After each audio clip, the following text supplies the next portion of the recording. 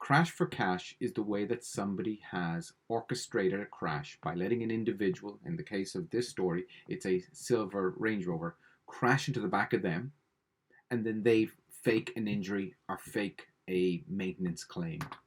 Now, clearly, to let this happen, there has to be some manipulation of the vehicle, and in this case, they tend, in the cash for crash, they tend to use old vehicles with a lot of their friends in the car. They disengage the brake lights. They come up to a roundabout or to a stop sign.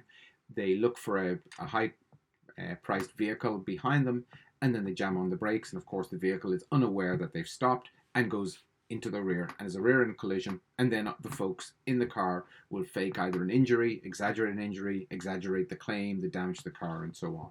So today, that's what we're going to show you in the demonstration.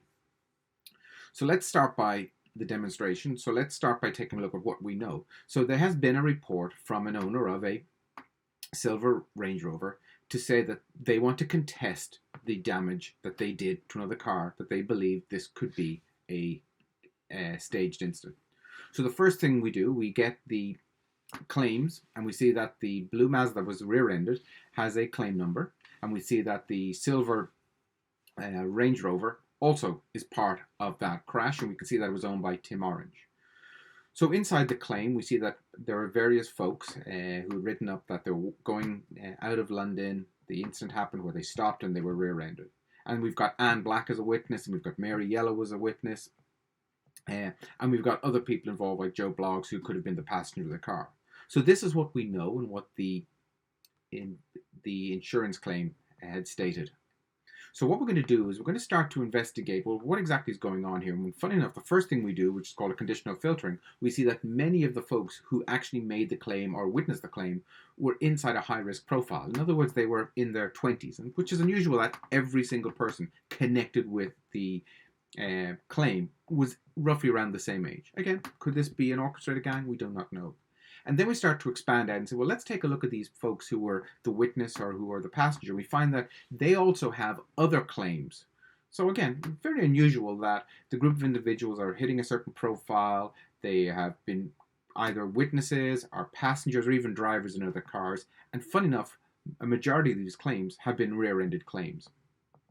Very, very similar to what the contested claim is today.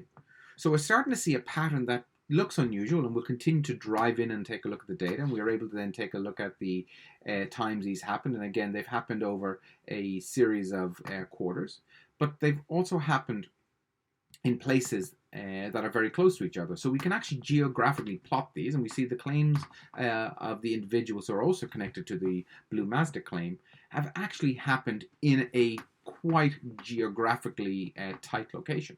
So we can plot these claims, and then we can start to take a look at, well, if we were to go back by a couple of months, have there been other claims similar, a rear-end collision with an expensive vehicle? And we see that, yes, there has. And funny enough, as we move down through, which I too can do, we see these claims have been very orchestrated or managed the way they go from north to south in their nature, which again, you would expect much more splattering of intent. So we're then able to do a hotspot, and we find that a significant amount of these claims have been by multi-occupancy vehicles, people who are in their mid-20s and roughly located around this part of London Wapping. So we're going to continue to expand because we really need to know what's going on here. So we'll pick again the blue Mazda, and we'll take a look at the claims, and we want to say, well, what do we know about that claim? So we expand that out, and we will then see that there has been a significant amount of individuals connected to it, both passengers. You can see these are all passengers. And we want to say, well, what do we know about these folks? So we'll continue to take a look at the passenger information. And we see that some of these in vehicles were also involved in other crashes. So again, we're constantly seeing that, is this a network of folks connected to vehicles making claims that they had been rear-ended because they were able to doctor the brake lights? So again, two people of interest comes up, Joe Bloggs and Scott. They're both drivers of similar vehicles, and they both have been either a passenger in each other's car or a driver. So again, quite unlucky that Scott and Joe would be either one week would be a driver of a car and be in a rear-ended collision, and the second week would be a passenger of a car and be a rear-ended collision. But then Joe would have been opposite. So we're really looking at there's got to be some type of connection here. So what we're going to do then is we'll open up both claims and see, well, can we find connections of these claims as well? And now we're looking for, okay, passengers we've seen, locations we've seen, but maybe there's orchestration around, they're using the same medical examiner, they're using the same maintenance department, they're using the same recovery vehicle, because they're actually using a complete end-to-end claim process, which is highly rigged to try to claim insurance. So we're going to take a look at then all the claims and see, well, what else can we see inside all these claims that might link not just the passengers and drivers. So we can be able to timeline this, and if we start to see, yes, the timelines are starting to show tight correlation, that these have happened one after another, and it appears that the individuals in the cars are switching from place to place. So we're going to then continue to bring in data, and we'll start to say, okay, let's take a look at the claim sheet. And in the bottom of the claim sheet, we see that there are individuals who've maintained the car, who've done the medical examination, so on. And when we open up the claim sheet using unstructured data ingestion, we're going to find out, well, is there any entities that share in all my claim sheets? So we just open that up. And what we start to see is an individual here who is Anton Whitecoat is actually a attending physician for all these individuals. So as they seem to have been unlucky with their crashes, they seem to always go to this physician, Anton, who is the doctor, and he seems to always find that these people have got soft tissue damage with the with damage to the neck, which is again very difficult to prove, and therefore they're looking for quite a large payout.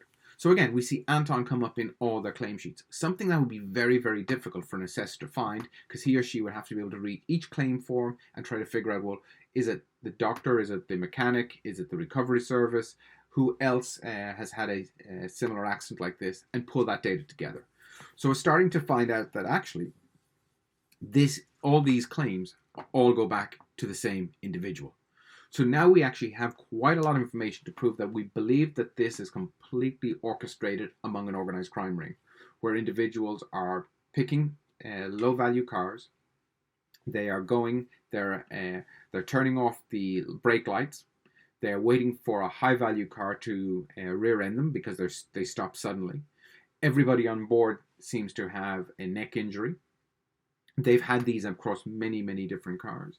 And they all seem then to do it in the same place in the last couple of months. And they all seem to go to the same doctor who seems to prescribe the same type of injuries on each.